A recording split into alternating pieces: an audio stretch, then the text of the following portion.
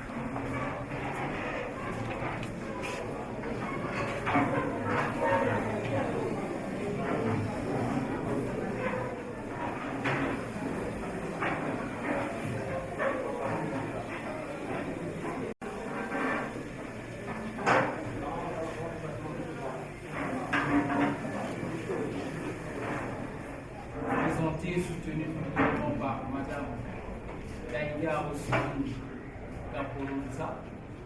J'espère que je n'ai pas écorché votre nom. Sous la direction de M. Bernard Moutou. Donc le jury est constitué du Dr Mabiala, président, M. Makuso Roger, examinateur, et de M. Loki, directeur de mémoire. Alors, Madame Daïga Rossini Capolo n'êtes pas devant le tribunal, mais tout votre temps,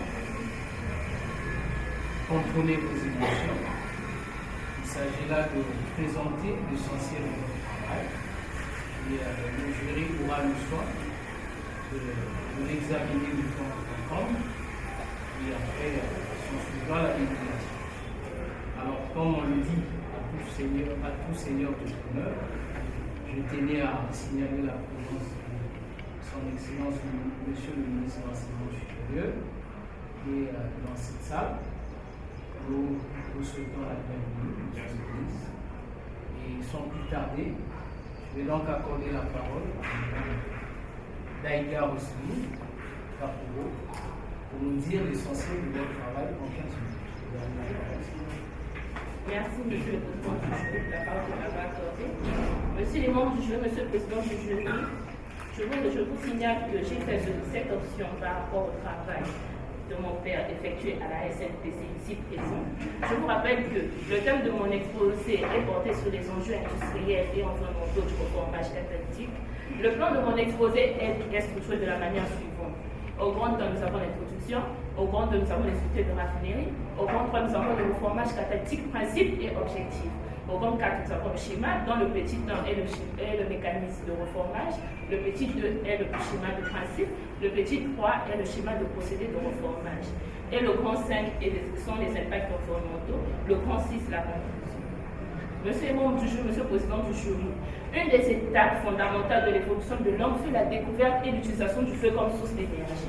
L'homme augmenta ainsi son bien-être et sa capacité à survivre par l'exploitation des fossiles tels que la roue et le pétrole. Monsieur le président du jury, le pétrole brut est un mélange très complexe qu'il est difficile de séparer de différents polluants. Il doit d'abord subir un traitement physique, tel que la distillation, qui a pour but de séparer un produit en deux types de produits, qui a l'hydrotraitement, qui a pour but d'éliminer les composés indésirables dans le pétrole, la désulfuration, qui a pour unique but d'éliminer le soufre dans le pétrole brut. Avant d'envisager son utilisation, monsieur le membre du jury, la transformation du pétrole brut en divers produits finis à haute valeur commerciale est devenue un enjeu majeur pour l'industrie pétrolière. Cette préoccupation est largement prise en compte quand il s'agit de produire un carburant à haut indice d'octane et de l'hydrogène à partir des hydrocarbures. Pour ce faire, différentes technologies sont envisageables. La technologie la plus répandue est le reformage catalytique et la présente monographie expose une brève description du procédé de reformage catalytique ainsi que la situation environnementale de cette activité. Monsieur le membre du jury, monsieur le président du jury, notre objectif général nous permet une meilleure compréhension de l'amélioration de l'indice d'octane d'un carburant à partir du reformage catalytique, qui nous conduit à deux objectifs opérationnels, dont le premier est de décrire le fonctionnement du procédé de reformage catalytique et la seconde est de décrire les différents aspects environnementaux relatifs à cette opération nucléaire, qui nous conduit à deux hypothèses, dont la première est la production du carburant à haut indice d'octane et de l'hydrogène à lieu lors du reformage catalytique. Et la deuxième hypothèse est le reformage catalytique est un secteur industriel qui impacte l'environnement. Monsieur le membre du jury, monsieur le président du jury, ici nous avons deux unités de raffinerie, parmi lesquelles nous citons l'hydrodésulfuration, qui a pour objectif d'apaiser la teneur en soufre, d'azote et des métaux avant traitement dans une installation de conversion, ou pour apaiser la teneur en soufre du pool fuel. En effet, monsieur le président du jury, le soufre est un produit très corrosif et les catalyseurs contenus dans d'autres unités vont être détruits et deviennent inactifs au passage des produits soufrés. D'autre part, les autres produits commerciaux extraits du pétrole, tels que le propane, le butane, ne doivent pas non plus contenir du soufre ou des composés sulfurés.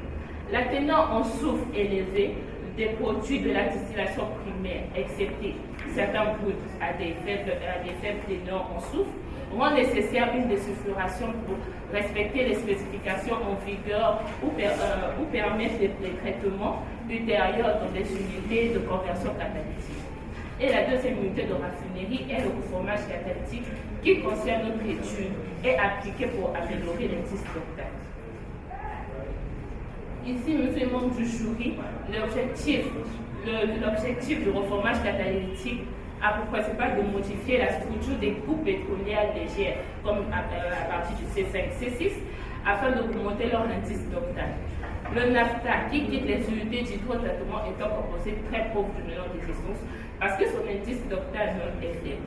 Le reformeur catalytique est donc utilisé pour mettre à niveau ces flux pour les utiliser comme stock de mélange des essences. Les caractéristiques de combustion, comme l'indice d'octane, du naphtha lourd sont significativement améliorées par le reformage catalytique. L'indice d'octane est la caractéristique du reformage la plus importante. Les indices d'octane sont très bas pour les N-paraffines, un peu meilleurs pour les naphthènes, assez élevés pour les isoparaffines, et les plus élevés sont les aromatiques. Monsieur le membre du jury, monsieur le président du jury, il existe 4 types de principaux de réactions qui se présentent pendant le procédé de reformage. Pour des naphthènes en aromatique, nous utilisons la déshydrogénation. Pour des paraffines en aromatique, nous utilisons la déshydrocyclisation. Et nous avons l'isomérisation et l'hydrocraquage. Monsieur le membre du jury, dans ce petit nombre de schémas, quel mécanisme de reformage? La première équation, nous sommes partis d'une réaction de LC5 avec indice d'octane 61,5. Après isomérisation, nous obtenons un IC5 ramifié avec un indice d'octane 92,3%. En deuxième réaction, nous sommes partis du LC7 qui est linéaire. Après, nous avons un NC7 aromatique et l'indice d'octane a augmenté de 120%. Et au troisième, nous sommes allés du C8 naphthénique et après nous obtenons un C8 aromatique. Dans le deuxième schéma, qui est notre schéma de principe, monsieur le président du jury, notre charge qui est l'essence crue, provient de la distillation atmosphérique. On rentre dans le procédé de reformage catalytique avec une pression très élevée, environ 500 degrés Celsius, et une pression moyenne de 10 à 25 bars, et un catalyseur au platine de 70 tonnes pour 100 tonnes par heure de charge. Et à la sortie de notre produit, nous avons nos produits voulus, d'où notre indice d'octane a augmenté. Nous avons aussi des gaz riches en hydrogène. Nous avons nos accessoires qui sont les gaz combustibles, qui est le C1C de quel métal, le gaz liquéfié C3 et C4 qui est le propane. Monsieur les membres du jury, là nous avons juste l'illustration de ce qui se passe.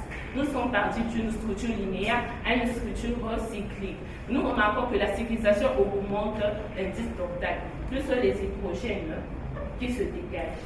Ici, monsieur le membre du jury, monsieur le président du jury, dans ce procédé de reformage, notre poudre, sous une pression de 18,5 bars, à la sortie de notre poudre dans le premier réacteur, il a une température de 440 degrés. Elle passe de nouveau par un deuxième four pour permettre la réaction avec le deuxième réacteur sous une pression de 17,5 bars.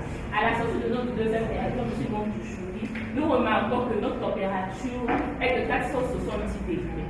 Elle passe de nouveau par un troisième four et pour permettre encore de nouveau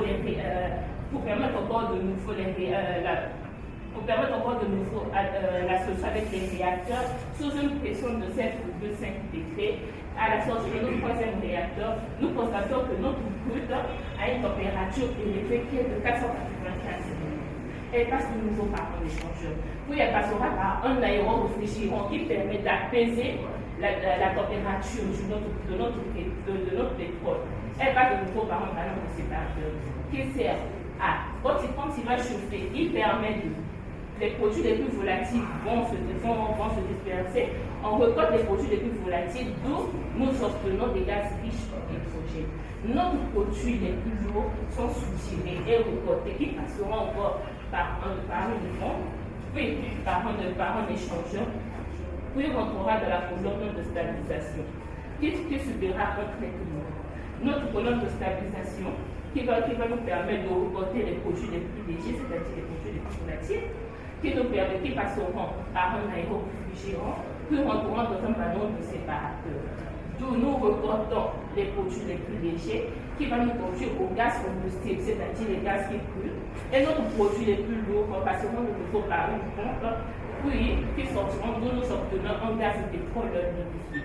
Nous revenons de la colonne de stabilisation, d'où les produits les plus lourds passeront par une pompe et par un four pour être réinjectés dans la colonne de stabilisation afin de subir un nouveau traitement pour reporter les produits les plus volatiles. Tous les produits les plus lourds sont récupérés, passeront par un échangeur, puis par un condenseur, d'où nous obtenons un carburant à haut indice d'octane élevé. C'est-à-dire que pour le reformage catalytique et les raffineries génèrent des émissions dans l'atmosphère, dans l'eau et dans le sol, au point que la gestion environnementale est devenue un facteur majeur pour les raffineries. L'industrie du raffinage est une industrie mature et des programmes de réduction de la pollution ont été mis en place dans la plupart des raffineries depuis longtemps. De manière plus ou moins importante, cela a entraîné une baisse des émissions générées par les raffineries par tonne de routes traitées et ces émissions continuent à diminuer. Monsieur le membre du jury, ici nous avons les différents types des émissions de gaz du reformage catalytique, nous avons les émissions dans l'atmosphère, d'où on les retrouve dans les monoxydes de carbone, que ce soit les monoxydes de carbone, les oxydes de carbone, d'où on les retrouve dans les fours, les chaudières. Et nous avons aussi un deuxième point qui sont les émissions dans l'eau, d'où elles causent l'asphyxie des poissons et qui changent le pH de l'eau. La conclusion, monsieur le membre du jury, ce travail de monographie s'inscrit dans le cadre de fin de formation professionnelle effectuée durant 3 années ici à l'école africaine de développement. L'étude des mécanismes mis en jeu dans ce secteur permet de mieux comprendre le rôle de catalyseur. Dans cette étude, un aperçu a retenu notre attention relative, qui est la formation de l'hydrogène qui constitue de nos jours un secteur énergétique important. Cette étude nous a été utile car peut constituer un support important dans l'exercice de notre profession. Merci, monsieur le membre du jury, pour la parole que vous m'avez accordée. Je me remets à vous pour des éventuelles questions. On subit nous l'approuvons pour votre exposé. Alors, donc, je vais devoir accorder la parole à M. Bernard, qui est le directeur de mémoire. Il va donc, C'est notre étudiant ici à l'URD. J'ai eu la chance d'encadrer tout au long des cours.